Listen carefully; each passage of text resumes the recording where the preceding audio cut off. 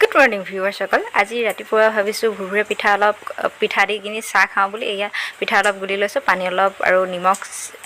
নিমখ এস্কুট মান দি আৰু সোডা অকণ দি পেলাই এয়া ভুৰভুৰে পিঠা বনাইছো ভুৰভুৰে পিঠাটো গোল শেফ নহল ইয়াত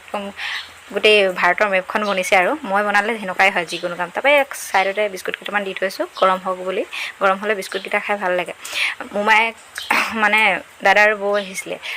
ভাগিনীয়ে ক'লে পিঠা খাব বুলি আজিকালি ভাগিনীক ডাঙৰ হৈ যে গমেই নাপায় পিঠা যে নাখায় বুলি সেইটো কাৰণে এতিয়া মোৰ আৰু জেঠাই জুতি লাগিছে এয়া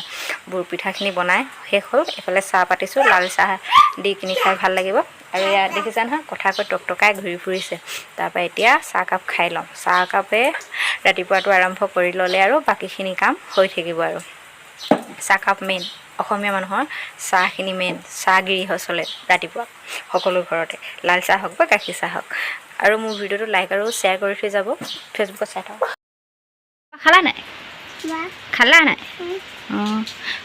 কেনেকুৱা লাগিলে হবা খাই বাবা না